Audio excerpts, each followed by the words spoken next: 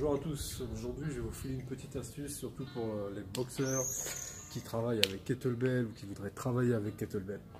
Avec les kettlebell, on a un mouvement, ce qu'on appelle le clean, c'est-à-dire qu'on vient avec un swing, on vient avec un clean et on vient en position drac. Dans la position drac, le coude il est enfoncé dans l'iliaque pour supporter la charge, c'est un peu une figure de repos on va dire.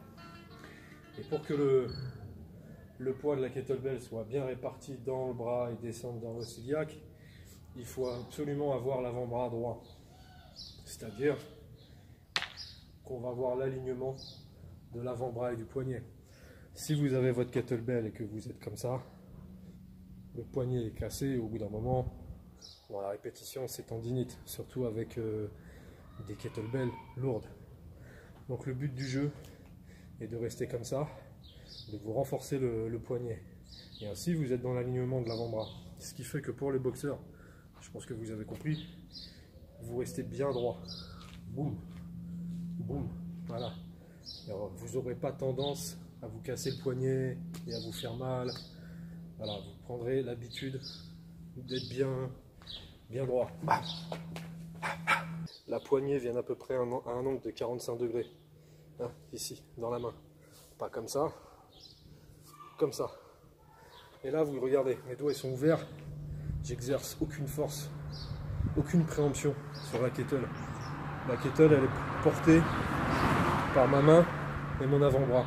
Elle est bloquée, elle est loquée la kettle. Vous voyez, je peux aller vers le haut sans problème.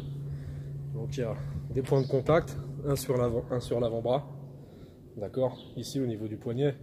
C'est pour ça que d'ailleurs, il faut rester droit. Alors au début ça fait un petit peu mal au niveau du poignet, c'est une habitude à prendre. Mais là mon poignet il est bien droit. Ok. Point de contact ici là, à ce niveau là dans la main, et là au niveau de la pulpe, je ne sais pas si on peut appeler ça comme ça, ce qui fait que j'ai mes doigts qui sont libres. Et voilà. Et là même à la rigueur, la position de rack avec une kettlebell, c'est presque une garde de boxe. Enfin c'est même pas presque une garde de boxe, c'est une garde de boxe. Voilà. Là, pour les boxeurs, vous êtes à peu près bien. Ok? Donc, ça, ce renfort des poignets, ça se travaille avec le clean.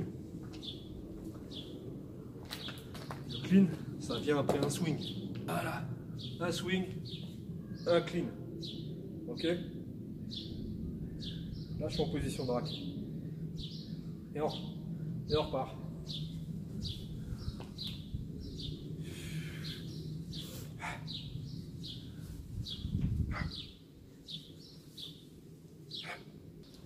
Alors 1 kg, ça change pas grand chose, sauf que si vous avez tendance à avoir un mauvais clean, il va être amplifié à 20 kg en fait. Voilà. Il y a plus de pression aussi. Hein.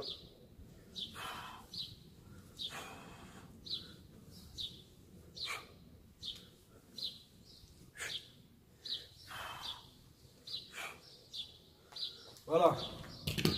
Donc gardez en tête sur le que vous restez le poignet aligné avec l'avant-bras. Ok. Et après l'exécution du clean, c'est une autre technique. Il faut glisser la main et un petit tirage pour stopper l'inertie.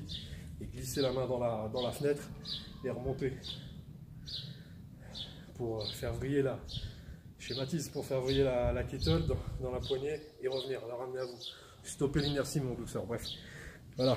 Donc c'était l'utilité du clean kettlebell pour les boxeurs, pour avoir l'alignement poignet avant-bras. Voilà, un petit truc.